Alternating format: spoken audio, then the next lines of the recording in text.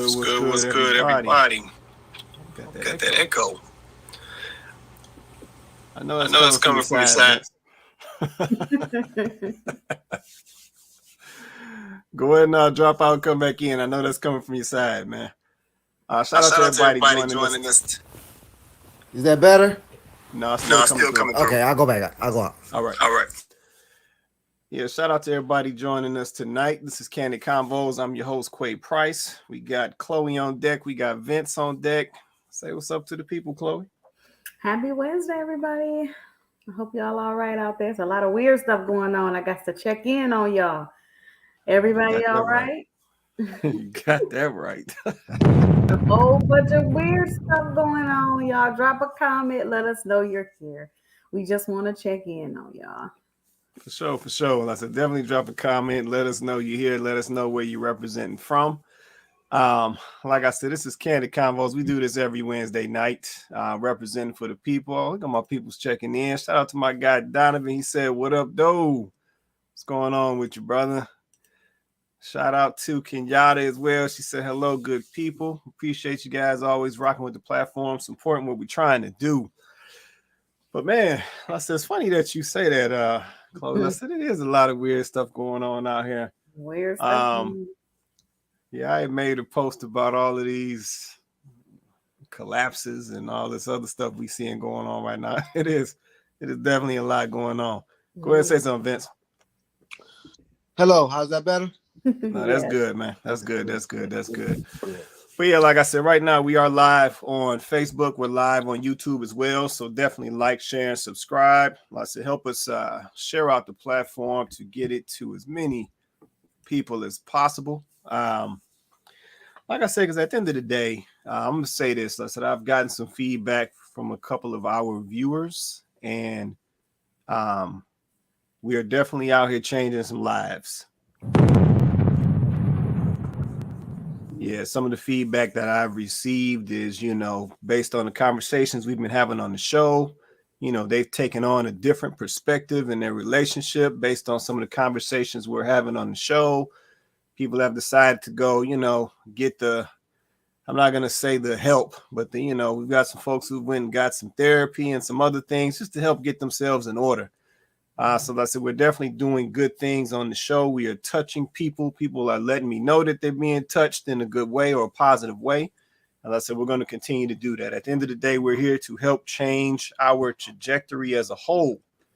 If at the end of the day, we can't just focus on a couple individuals. We got to look at the whole group. We got to look at the masses, right? And that's why we always encourage everybody to share out the show, hit that like button, help us with the algorithm, help us reach more people. So that's why we always state that. But we're going to go and get into this. I'm going to slide over to my guy Vince. Then we're going to drop the topic right after that. Actually, I'm going to drop the topic first. Then we're going to slide over to Vince. So the topic for tonight, men cause failed relationships. I don't like this topic. Let me run that back. Men cause failed relationships. Yeah, I don't like that. All right. Let me go over to my guy Vince. Vince, you got some goodies for us today, man? Actually, I do. I don't know if I presented this particular fragrance because I have a couple of these, but this one is by 9 NYC. The name of it is called The Scent of Peace for Him. Blue bottle. The Scent of Peace for Him. They probably have a Scent of Peace for her. My wife probably has that one. The Scent of Peace for Him. And I just want to drop a nugget too, as I was thinking about when you get into your more expensive fragrances, a lot of men don't know that you can actually get a tester or travel size. Right. I remember a lot of times I used to try to take these big old bottles and they're glass and they can break. But with your more expensive fragrances, you can ask for a travel size and they'll put it in the little spray. I don't know if that's called, I'm just going to call it a spray. Or they'll have a nice little small container that they'll put it in. And what I also do is ask for testers. Every time I buy a fragrance, I say, hey, your most current testers. And that's usually the fragrances that I use to travel with. because they're smaller, they're easier. But when you are dealing with your more expensive, if you want to put on your Bond or put on your Creed and you don't want to take the glass bottle, I know they do offer it at Neiman, at Saks. Ask for a travel size. Good stuff. Good stuff. That's a nice little gem right there. So, like I said, man, if you are watching the show right now, see, we shout out to my guy Vince. See, we be trying to help y'all out. We be trying to put y'all up on game. We trying to say, you know how they be slanging that luggage TSA, TSA, all them folks down there. They be slanging your stuff all. Exactly. Be slanging it around. By the time you get your bag, it's been open. Somebody been in your undershirts. You like, exactly. What's going on? So, like I said, you definitely come out better if they slide in your bag. They snatch your tester up and they see the Creed in there versus snatching up your good bottle. So you can leave that back at the house, in safekeeping. So that's it. That's a nice little nugget right there. Appreciate that, man. All right, let me do this real quick before I forget. So if you want to join us on the panel, here's the link for the panel. You can drop this in your Google Chrome, Microsoft Edge, your Apple device, Android, whatever you got. It'll let you come on the panel. You do have the ability to cut your camera off, but we always encourage you to keep your camera on for better engagement, better show. We also have this link in all of the chat feeds, so you can catch it on the Kandid Konvos page on Facebook, Kandid Konvos page on YouTube, or you can catch it on the Quay Price page on Facebook as well. And if need be, I'll message it right to you. So you can shoot me a message and we'll shoot you the link. I said I always look forward to folks coming up on the panel. All right. So let's get on into this. So like I said, topic for tonight, men cause failed relationships. I'm a little up in the air. I'm going to say this just before we get into this. I'm a little up in the air. I'm a little up in the air on this one, but we're gonna see how this go. Yeah, so me got a little video. Shout out to my guy Trill over at the Crew Season. That's the videos coming from tonight, the Crew Season. So definitely check them out on Instagram and YouTube. Well, I said this is coming from my guy Trill over there at the Crew Season. So we're gonna throw this up. You guys let me know if you can't hear it.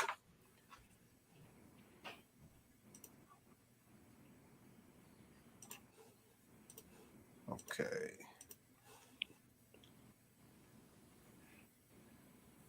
It will behoove you to make sure that y'all are, on the same page and make sure that she's in a great headspace. And if she's not, you getting to the bottom of why that is. Because when a relationship fails as a man, that's on you. That's on you. Because with the leadership comes great responsibility. I can't, as a quarterback of a football team, go in front of the podium and we lose. And then I say, well, yeah, if the defense would have played better, or if the receivers would have caught the ball, or if the running back wouldn't have fumbled, we would have won. I can't go in front of the podium and say that. I got to go up in front of that podium and say, hey, we have to do a better job. This loss is on me. I could have had a perfect game. But as the leader, you can't go up in front of that podium and point fingers when things don't go right. Same thing in your relationship. You are the leader of that relationship. If it goes left, that's on you. That is a reflection of your leadership. All right. Well said. Uh-oh. Well said. See what I'm saying? Well said. All right. Topic for tonight. Men cause failed relationships. So like I said, once again, shout out to my guy Trill over at the Crew Season for the video. All right. So Trill is saying that if the relationship does not make it, or if the relationship fails, that is the man's fault. He's talking about a man and his leadership having to be on point and having to be accountable for what the team is doing. He used the comparison to football and so forth. But yeah, essentially he's putting it back on the man and the man's leadership. So I got questions. I'm gonna let the young lady get into it first, but I got questions about this. This ain't sitting right with me. This ain't sitting right. So I don't know. I'm gonna give Trill this real quick. That's what I'm gonna give Trill. Yeah, I got a problem with this. But we're gonna get on into this. So what y'all think? What you see in the video? What you feeling based off what Trill just said about men causing these failed relationships? Well, you know, that accountability is a hard pill to swallow for people. Like, that accountability is Bruh. tough. You know, people struggle with that accountability. You know, it's all good until somebody asks you to be accountable. Now, we've been talking a lot about female accountability and about women having to be held accountable for their behavior. And I am going to be the first one to agree that as women, there is a certain level of accountability that we should assume, and that when we do the autopsy of the male female relationship in the Black community, that Black women should accept a portion of that, you know, of the reason why it's like it is, right? But we have to also, you know, look at the fact that there is some male accountability as well. And I remember a few shows back, you know, I don't like to live in the past, but a few shows back, I did, in fact, tell you guys that I believe that that one of the first steps to repairing our relationship is that somebody's going to have to be the leader and take accountability so that we can move forward. Somebody's going to have to step out and apologize first. And I said it should be the men. And the men on the panel did not agree. But the Bruh. reason why I said that is similar to what Trill just said. You guys are the leaders. You can't want to be the leaders. You can't want us to put you in that position. And then when it goes from sugar to ish, y'all are like, well, you know, women this and women that. And I'm not even saying that the things that you are saying are invalid. I am simply saying, as leaders, this is what happens. Just like Trill said, if you're the quarterback, what if you're the CEO of the company? If something goes down, you might not have even known it was going on. You might just got briefed. But when you do the press conference, who's standing in front of the podium accepting all of the blame? It's the leader. Come on, now. So, Come on. am I saying that it's all men's fault? Absolutely not. But am I saying that as leaders, you guys need to be willing to step up and, you know, assume your roles? Like, you guys have to step back into your roles.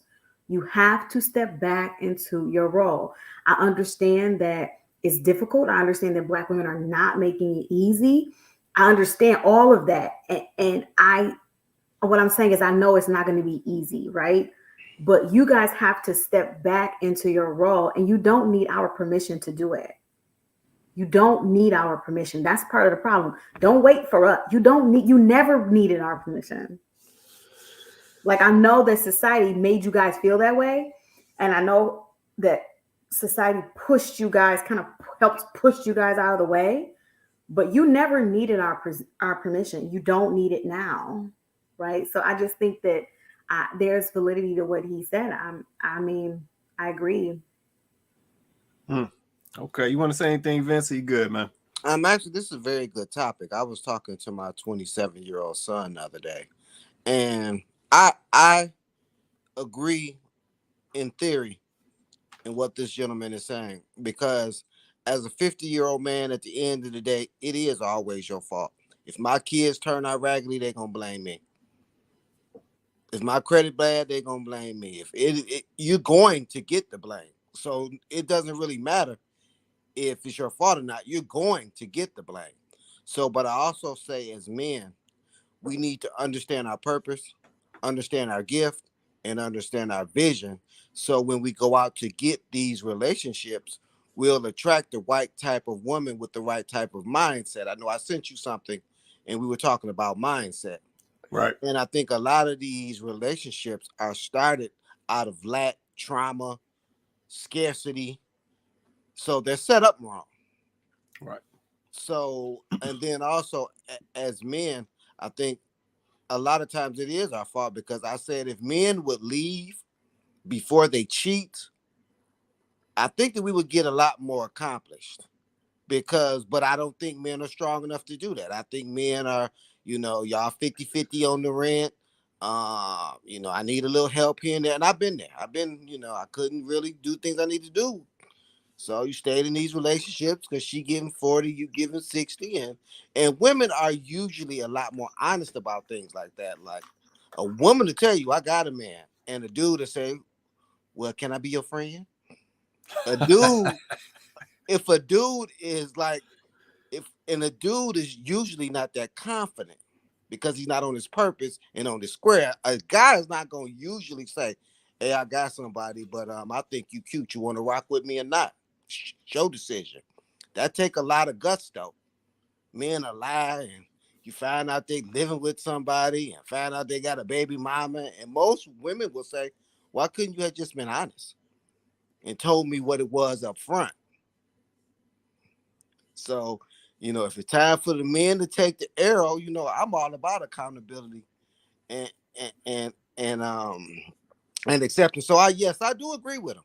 I think that a lot of our men, and talking to my 27-year-old son, it's like you really see the lack of male leadership in the home every day, because they come at situations from such a feminine view, but they can't help it. That's all they know.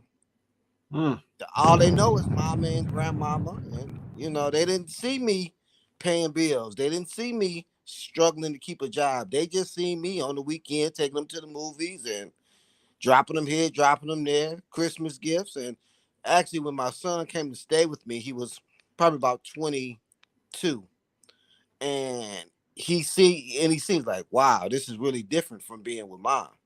Just the way you move in the world as a man. Right. So, so I agree. Okay. All right. I feel that. Appreciate that, man. Yeah, I don't know. I'm struggling with this video a little bit. I feel like in some of this we are omitting mindsets. Yeah, we're dealing with some interesting stuff these days, right? Let's say Trill, he made a comparison to a football team, right? You can choose players, but you can't always choose the outcome of the player. Yep, and I feel like we are omitting that piece. Don't get me wrong. I agree with Trill to a certain extent where he says, as the leader of the relationship, it is on you, right? So I'm gonna agree with that. It is on you. I'm up and down on if it fails, it is your fault. Yeah, I struggle with that piece because like I said, now you are talking about a team. So you're not just talking about just leadership at that point. So leadership is still a piece, but your players also have to deliver an outcome. They also have to have high expectations of themselves. And we do know that there are situations where you are seeing or you're getting more representative than the actual person or the honest person. So my position on this is almost the man has the higher percentage, but I don't know if I can completely put it on the man, especially in what we are seeing and experiencing today. We are seeing situations now. Let me just preface by saying this, right? So this is not to make excuse. I'm just trying to break down what he is saying. And like I said, I can't put that completely on the man. I gotta, let me hear from some of the folks down in the comments, because I just can't. I can't do it. Donovan's Kenyatta. I see we got some viewers checked in with us. Somebody drop a comment. Do you feel like it is 100% on the man if the relationship fails? Yeah, I need to know that. So y'all drop a comment. And the reason I'm asking that is because, you know, the imagery for tonight's show was Tia and Corey. And I'm wondering how many folks feel like that was 100% on him, especially when she out here graduating. What? So somebody drop a comment because I need to Listen, understand what's you really can going on. You can't make this shit up. You can't make. So I'm about to respond to something that you said, but first I gotta start off by saying this, ladies. This is a sidebar, ladies. I know the show is not necessarily about us, but I just got to say this. Please don't be walking around here talking about you graduated from your relationship. Okay, you have to make a certain dollar amount and be at a certain level to claim that you graduated from your relationship. That kind of foolishness only works with someone who, one, she's in Holly weird. Two, yeah, she can say stuff like that because she's rich. So she can say, "Oh, my marriage didn't fail. I graduated," because that sounds. I just feel like that. I don't want to see. No offense. I don't want to see Pookie and Ray Ray walk around talking something they graduated from their relationship. I just don't want to. It's not. It's very much getting capped. Like, you failed. It's a failed marriage. And listen, marriages do fail. So it's not like, you're a bad person, but let's just call it what it is. Like, you ain't graduated, friend. Y'all just broke up. You know what I'm saying? Didn't work out. But anyway, sidebar. I'm gonna guess that people didn't like that particular PSI because they dropped off. But anyway, I noticed that. as soon as I started saying, "Ladies, don't be walking around here talking about you graduated," I noticed that we must have lost a couple of ladies. That listen, the truth is the truth. But anyway, I will also say this, like, this whole, I don't know if, men can accept all that accountability. So here's the thing. I don't know if he's saying that. I don't know if he's saying that, there is no accountability on the other side. I didn't hear him say that. I heard him say that ultimately it is your fault, right? So I don't think that means that the other person didn't do anything or doesn't have any type of accountability. I think it's more of like at the end of the day, overall, as the leader, you have to take that L. And, I just think that, we just don't want to get men. We just don't want to find ourselves in a situation where we're tap dancing like we say ladies do when it's time to accept accountability. We just don't want to do that, because when ladies start making up all of these excuses, my mom or dad, I ain't have a daddy, and all of this other kind of stuff, men be like, yeah, okay, I understand that, but why haven't you done the work, or whatever the case may be. So I think it's important for us also to consider that, for men, that, you guys are the leaders, and the old, adage that goes, you gotta pay the cost to be the boss. So it's a lot of talk in these social media streets. It's a lot of talk about men wanting to be traditional and values, and men want to lead and want to be the man and masculine energy and all of that. And I'm going, keep that same energy when something go wrong. I just want you to keep that same energy, because see, what we can't do is we cannot put out this, this whole idea of, I'm the man, and women should be doing this and women should be doing that. And it's like, if that's the case, man, then I need you to stay right there when the relationship starts to break down. Of course, it always takes two. It always takes two. But I want you to keep that energy, right? When it's time for, us to figure out what went wrong here. And then another element of that is, darn it, I lost my thought. Maybe it'll come back to me. But yeah, that was my main thing. Okay, Thank you. It came back. I also wanted to say we are talking about the rule, right? Not like the exception. We know that there are some women who just leave their relationships. Like, how you going to duke it out and stick it out with somebody and make it work with somebody that just leaves? Right. Like, you can't, you know what I mean? There's nothing you can do about that. If she just says, I'm gone, I can't do, I don't want to do it, then you can't even, there's no fight for you to engage in. There's nothing, right? So we're not talking about those cases where you don't really have, you don't even have the ability to try to salvage anything. You don't have the ability to try to work on anything. It's not possible. I feel like, that's different. We're talking about those relationships where there's two people and, they're in a relationship and they're both trying to work through and maintain this relationship. At least, that's the way I'm taking it. Yeah. And I get what you're saying. I'm going to say this. So I'm going to backtrack a little bit. Just based on some of the things that you just said. I'm going to backtrack a little bit.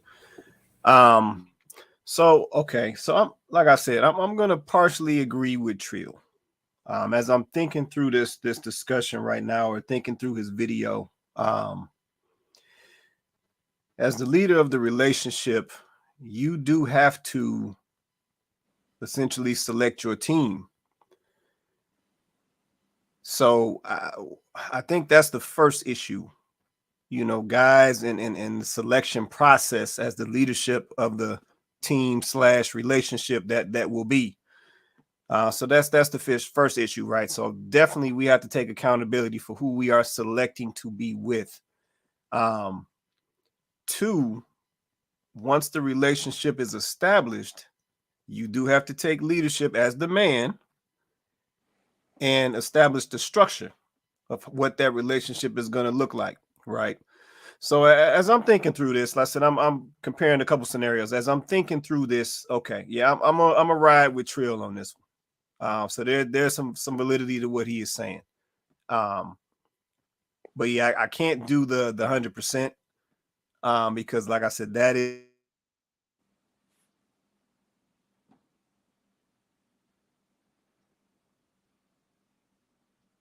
I gotta agree with Trill on this. I think we just might have paused for a minute. Yeah, he's definitely spent some facts on that one as I'm kind of thinking through the process. So I'm gonna get off Trill back for a minute. I was a little mad with Trill for a minute, but yeah, there's some validity to what he is saying. And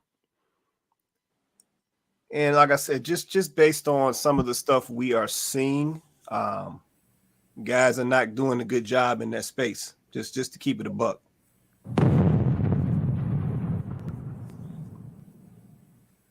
Yeah, they're not doing a good job, and they're not setting the right example in the structure. Because like I said, we're seeing the fallout. Yeah, we're seeing these teams. Like I said, I'll use the football comparison. We're seeing these football teams falling apart.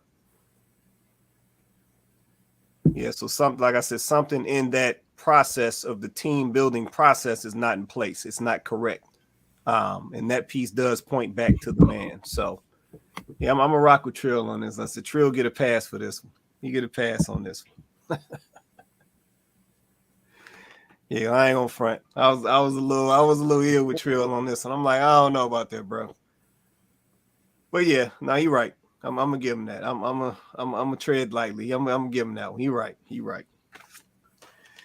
Okay, great. Step one. So now we need men as a collective to extend the olive branch to the Black female population so that we can go ahead and try to see who is mentally ready to repair the divide, to bridge the gap between the two of us.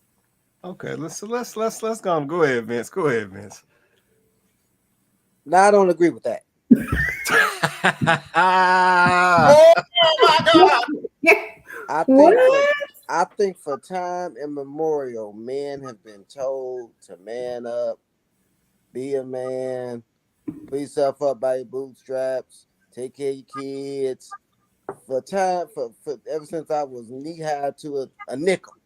So I think it's the women's time to say, okay, we're gonna come into our proper place, and we want our men back.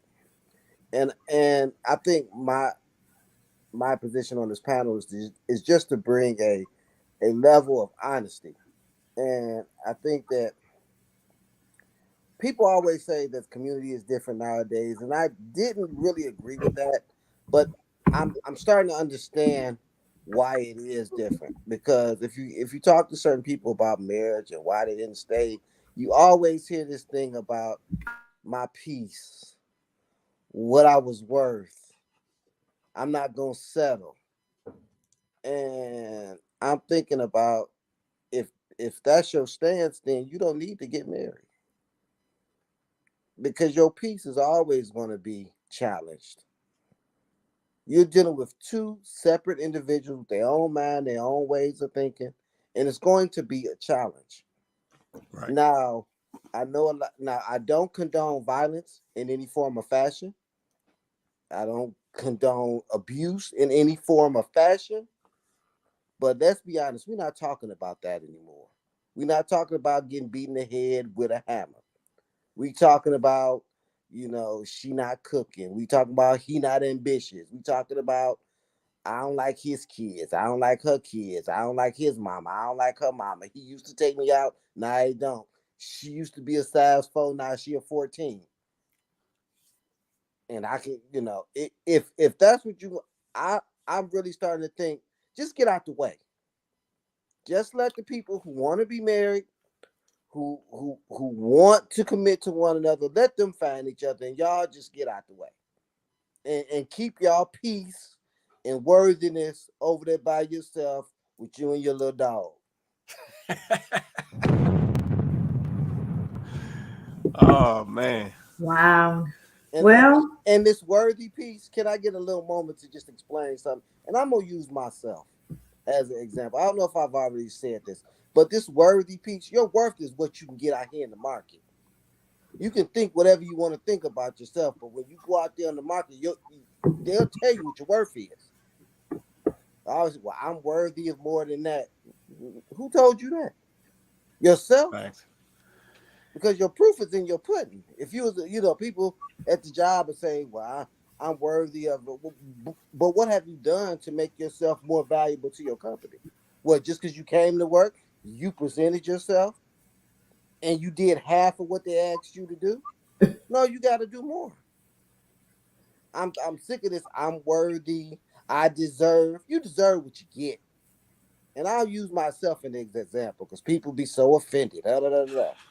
Now, I don't know if I've told the story probably before. When I was 24, I went to U of D, had always been around educated. Well, I went to Catholic school. I was around a certain type of women. In college, I was one of the only people who had a child in college. Now, some of these women that I wanted, let's preface that, not women out there, but the women that I wanted, they didn't have no kids. So yeah, they'll date me. I might even smash. But at the end of the day, they're not looking to check for me.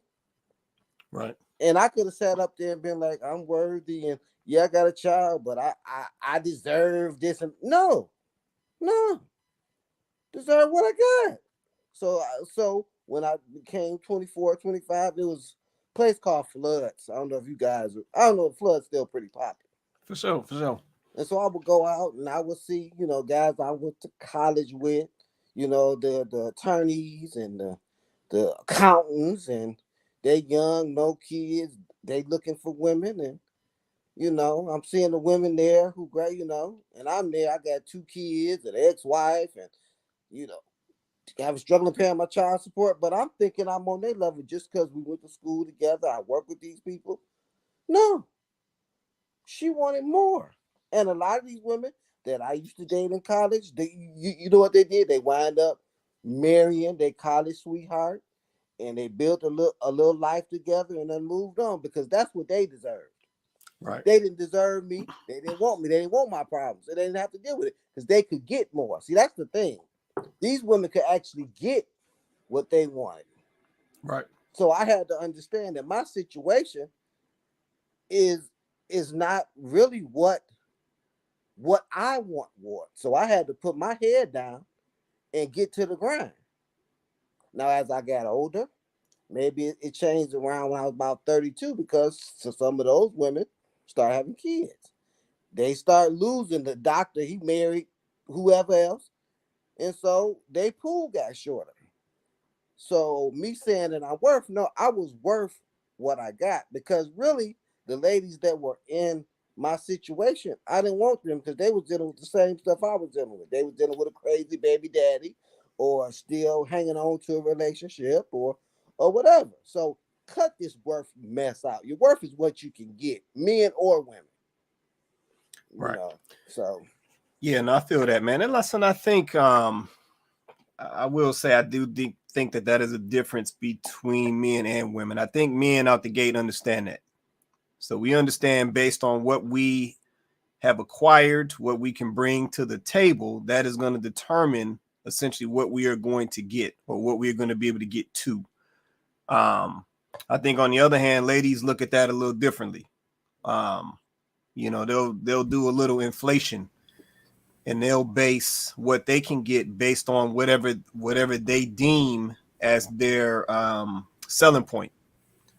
Right. So she's, she's got this job making this amount of money. So that basically will determine she can get all of these high paid guys, all these, so forth. Right. But at the same time, dudes aren't even looking for that. So that's not even really a selling point to a lot of guys. Right.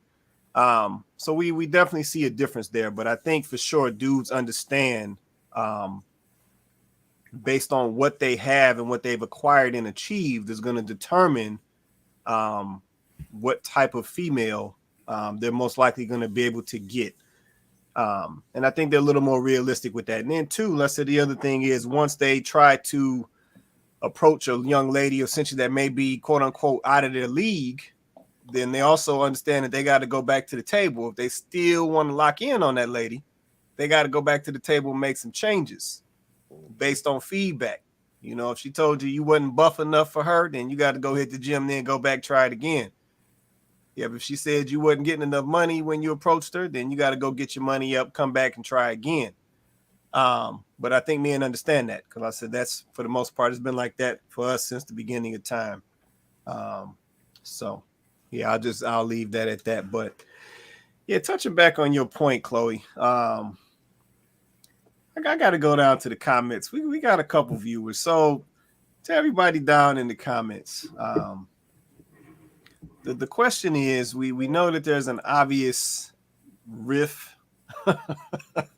between black men and black women. The question is, who needs to apologize first so that we can get this fixed, the men or the women? Drop a comment, let us know who needs to apologize first so that we can fix this once and for all. Do the black men need to apologize to the black women, or do the black women need to apologize to the black men so that we can get this fixed? So drop a comment, let us know. I'm curious to see what y'all say. I think this is going to be an ongoing debate right here. Go ahead, Chloe. While we're waiting for comments to come in, I think that perhaps, and maybe I'm wrong. Maybe this is just what I'm seeing, and I could be off about this, but I think also there is some inflation that happens for women, because we grow up kind of being told, kind of with our value. Well, and I know this is not everybody, right? But in general, women grow up sort of being told they're valuable from day one. Women kind of grow up being told, that they're special. And, maybe even if they had like their mom and their dad, maybe they were daddy's little girl and they were his princess, and like all of this, that type of ideal, right? So you kind of grow up with this mindset that, you deserve, a man that also is going to look at you in that same way. And then I'm not saying that the man that you ultimately end up with should not look at you like you're special. Of course, he should, but I do think that that adds to this inflated idea. And when we say value, please understand, disclaimer, that we're not saying your value as a human being, right? We're talking about like your sexual marketplace value, like how much another person is going to value externally what you're bringing to the table, right? Not your value as a human being. That's different, right? That's different. And I think that's what I'm talking about as well, that external value. So we grow up thinking, oh, I'm special and I deserve this and I should have that and I should have this, especially if you had your dad and he was in your life and he spoiled you, right? Like little girls often get spoiled by their fathers. So then you grow up thinking like whoever I'm going to even be with, it doesn't even have to be the man you marry. You expect any man you come in contact with to treat you that same exact way. And it don't hit the same because that's dad. And that's, even though your father should give you a healthy confidence about who you are as a young lady and show you how a man should respect you. All of that's true. But understand that these men are not your dad. These men are your potential mates.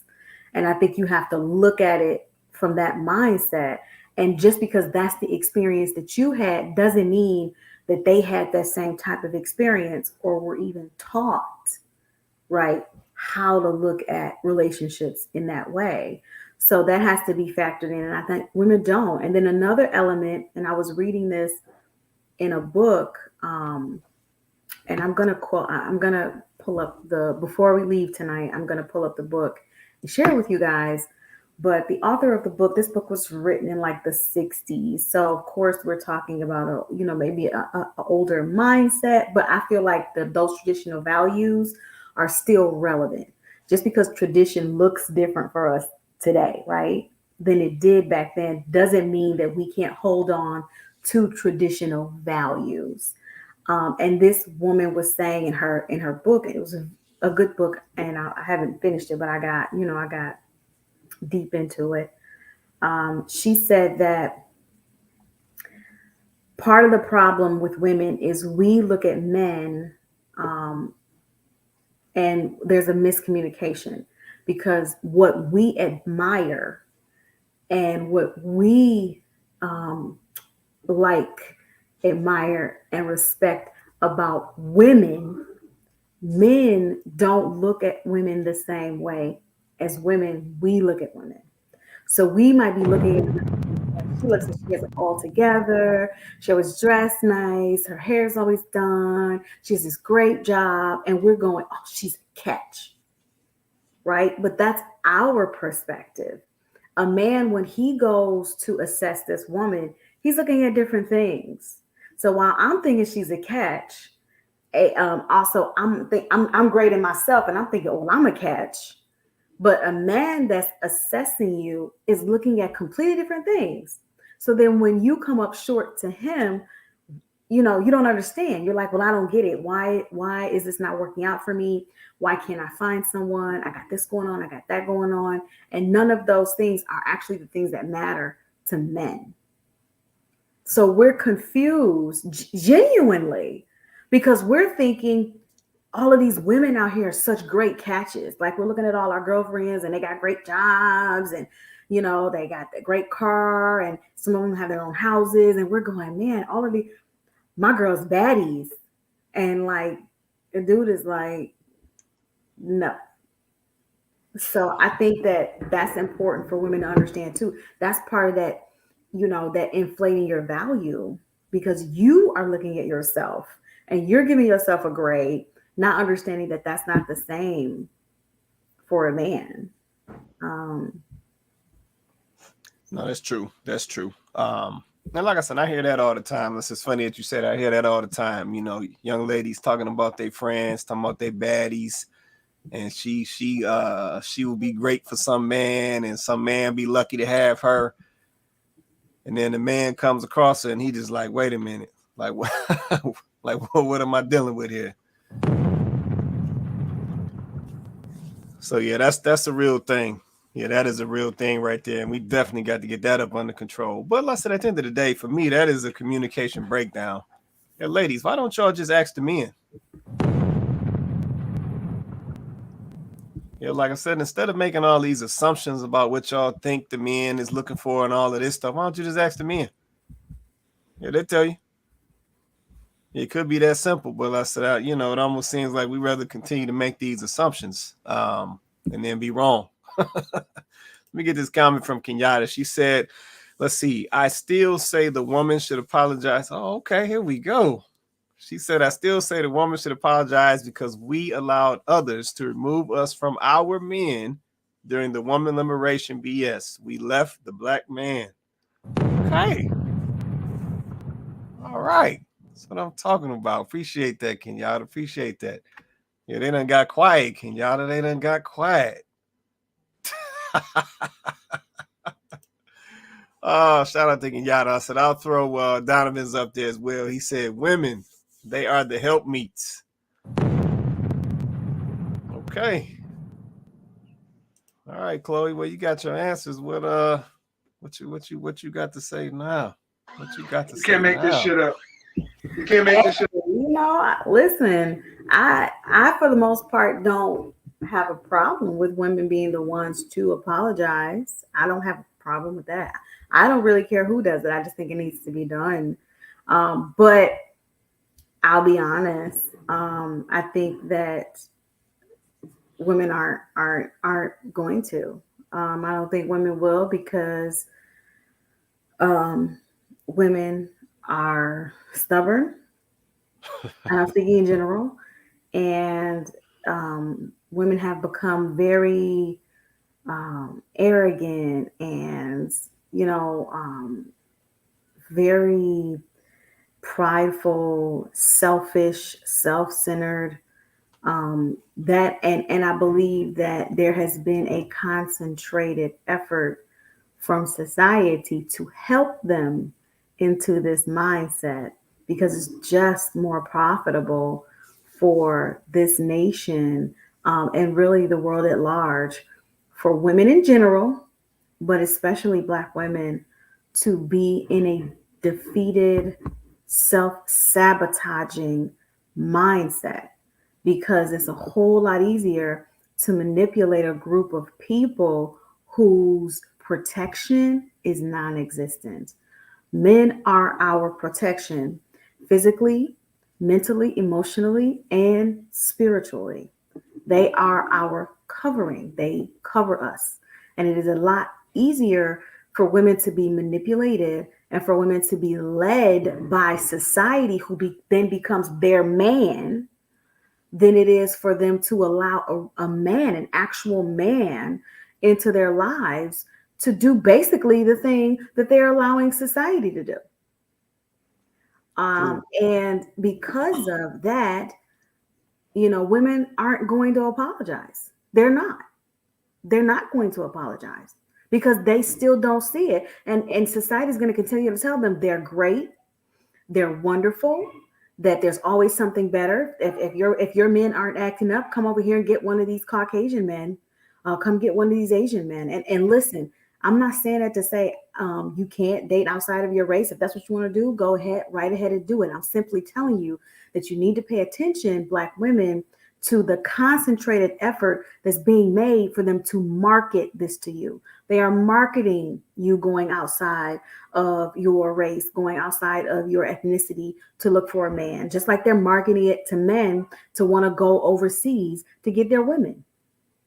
There is a concentrated effort to keep Black men and Black women apart. And I guess the reason why I looked at the man first is one, because he's the leader.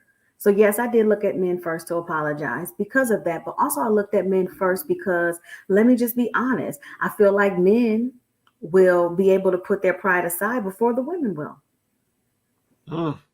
I'm just saying, y'all want me to tell you the truth? I'm going to tell you the truth. That's really what it is. I feel like a man will put his pride to the side because at the end of the day, Vince has said it many times, you guys want your legacy. And you understand you need women to do that. So a lot of times a man will will hold his tongue and will go along sometimes to get along before these hard-headed women will.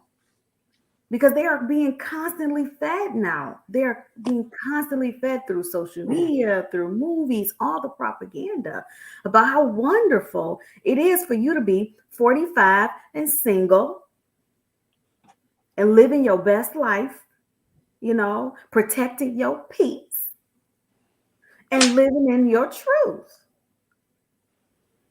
But then y'all got mad when Kevin Samuels said, y'all gonna die alone. Y'all got mad at that. But then when somebody asks you, do you want a man? Why you're not trying to get, what's up with the relationship? You go, I'm so happy being by myself and I don't have to worry about nobody else. And I go when I want to go and I come when I want to come and I stay if I want to stay and I'm just protected by peace. And it's very much giving cat. So I say all of that. I know that was a roundabout response, but I say all of that to just say, yeah, I'm rooting for the man to say something because I feel like y'all will before women will. Just to be completely honest, these women out here, they are nowhere near willing to accept the level of accountability that they need to accept. They're not. That's real. That's real. So I'm looking at it like I'm almost like like looking at y'all like, please say something. Please just say something, please. That's real. Like, I'm just being honest. Like, please say something because this is getting ridiculous. That's real. No, that's real. Let me get this comment real quick. Personally, that's where I'm at. No, I feel that. That's real. Let's see. Kenyatta said they realize how powerful we are individually and collectively. We are more powerful, and that scares the masses. No, that's facts, Kenyatta. But I think the problem with that is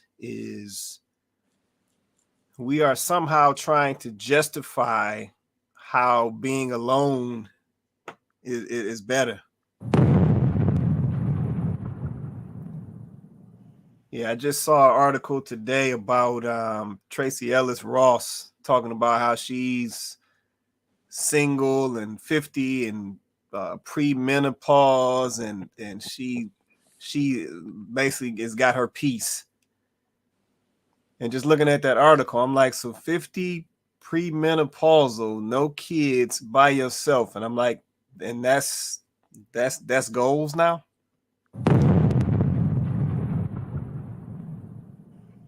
Yeah, but that's what I'm saying. When Chloe is talking about, being fed or being pushed these agendas, that's what that looks like. Yep, that's what that looks like. The agenda used to be get with a man as quick as you can. Get married, have some kids, start a family while you're still young. That used to be the agenda. Yeah, now we talking about, being in your 30s and 40s and 50s and 60s, single by yourself alone. Like, and I know, some people are going to try to say there's a difference between being alone and being lonely, but it ain't. Let me call it what it is. Alone is alone. So let's just call it what it is. But let's say we continue to try to justify this stuff. And like I said, I'm never going to call that goals. Yeah, all of this by yourself and all of this, this fake peace that we out here searching for, protect my peace, all this fake peace we out here searching for. I mean, this ain't even a peaceful world that we live in. So I'm like, where all this peace coming from?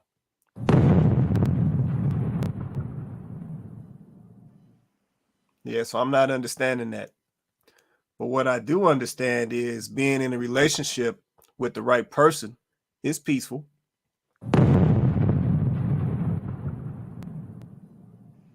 Yeah, coming home, from a trash day at work and somebody greeting you a certain way when you step in the door, that's peaceful.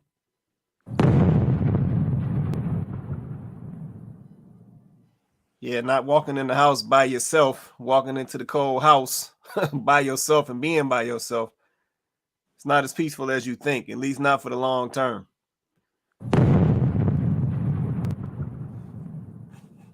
So, man, some of this stuff we gotta really think about what we out here saying and championing and campaigning for and calling goals. We really got to think about that. me get this comment from CC Power. She says she does not have any peace dealing with menopause. There it is. But she tried it, CC. She tried it. She tried it. And I'm just like, we gotta stop the cap. Yeah, and the reason I'm gonna say that is there's folks out here right now, 50s, 60s years old, 70 years old out here getting, that have come through divorces, and they're still looking for a companion at 70 years old. Yep, and at the end of the day, people realize that they are going to need somebody. Yeah, we literally were created like that, to need each other, to need support. Yeah, men need support, especially the support of women. And the same with women, they need the support of men. And I know you may try to omit it from your personal life, but for you to even survive out here, you need the support of men. And that's the same thing. That's the same thing for men. You have to even survive out here, we need the support of women. Yeah, so this whole little narrative, this little agenda we trying to push, like this single stuff is so peaceful and this is so great and all of this. And, the ladies out here getting divorced, talking about they graduating and all this stuff. Man, you better wake up before it's too late. Yeah, we better, man. If COVID didn't teach you something, man, it should have told you or showed you that you need somebody. Yeah, let's keep it a buck. So, man, let me shut up, man. It's almost that time. Let me shut up. I'm gonna take some clothes. We're gonna get up out of here tonight. I'm gonna take some closing statements. I'm gonna go to Chloe first. I'm slide down to Vince, and we're gonna get out of here. You want to say anything in closing before we get out of here, Chloe? You know what? Actually, I don't have a ton to say. I would just say, I think we're at the point now where somebody is going to have to put aside, pride and feelings, because we do have literally an entire generation of young people who are coming along behind us, and they really need us to do better. They need us to do better. And right now, what we showing them, just painting a quick picture, we got 40 and 50-year-old women now wanting to compete with the 25-year-old women, when they are supposed to be the elder women who are supposed to be setting the example. They're supposed to be teaching them. They're supposed to be, showing them the right way to go, not out here competing with them, leaving their husbands, divorcing their husbands so that they can go graduate. And because maybe they think there's another man out there, maybe the NBA player or the rapper or, I don't know, the real estate mogul is going to want to settle down with you when he's got 25-year-olds and 22-year-olds that, are more than willing to do whatever he asks them to do just to live that lifestyle, just to be under his covering. I mean, where is the value in maturity? Why don't we value maturing and progressing and growing older and learning and wisdom? Why don't we value that anymore? And why aren't we passing that down? Instead, we got our moms at the basketball games twerking, at the halftime show, while our kids are playing in the game. Like, this is the kind of stuff that's going on. How are the generations after us going to know how, to do anything? Like, we're supposed to be setting that example. So for me, I'm like, at this point, I get it. Like, Black men are hurt. Men have been tossed aside. They have been told that they are not needed, that they are not wanted, that their value isn't necessary. And Black women, you feel like men left, you feel like men abandon you, you feel like the Black man has, all he's caused is pain, created single motherhood, which, that's an exaggeration, ladies, but I get it. These are just some of the things that you feel. And so because of that, there's hurt feelings on both sides, and no one is willing to, to see the progress. So we're the deadlock. I do believe, we have shows like this, we have conversations like this, and individually we can affect some change. So at this point, this is why we do that. This is the whole reason why we do that, because hopefully there are people who are listening who really want to learn and really want to grow and really want to repair and really want to build. And, I just hope we continue to reach those people and the audience, the people who show up, week after week. We just, thank you guys for coming. We appreciate your presence, and we pray that you will continue to share the show out, and, so that we can really, get in front of some people and affect some change. Because this is literally why we do this. So that's it for me. Okay, no, I appreciate it. Vince, you want to say anything in closing before we get out of here, man? Yes. I think these conversations are very important. I think that we need to change the narrative from this generational wealth to generational family. I don't talk about a lot about what I do and my business because I don't think that's important. I think that we need to change the narrative from generational wealth, which means just a little bit of money, and change this to generational family, because that's what's going to matter. That's what's sustainable. Husbands, wives, and children. That's the way it works. We can see it everywhere. In my community, with the Asian community, with the Indian community. It's about family first. They're not teaching generational wealth. They're teaching generational family. So I just hope that I inspire someone on this live. I try to be as transparent as possible. And I'm all about the real. I'm all about the raw to get the actual outcomes that you want. We got to stop lying to each other. We got to stop soothing feelings and tell them, look, if you want this, then you're going to have to work for it. Nobody going to give you nothing. They're not going to give you a hug. They're not going to give you this 6-figure husband that's going to take care of you and somebody else's kids. What are you going to do to work at that? These dudes, you're not going to give you no 10, and you don't want to halfway work. You don't want to halfway pay. No, life doesn't work like that. So we just got to be honest and understand that we got to get our families need to be the number one thing. We don't need to be talking about no generational wealth and passing down a house that if you don't have family, they won't be able to keep it. That's my hope, that we keep talking about this generational wealth, but unless you, and that's the one thing that I'm teaching my kids, I don't want to leave them generational wealth. I want to leave them generational knowledge to get their own wealth. Right. And then piggyback off this little money that I'm gonna leave them. But I want them to understand really how to navigate that. And that's going to be with families. Yep. No, that's real right there. Shout out to my guy Keenan. He said family true.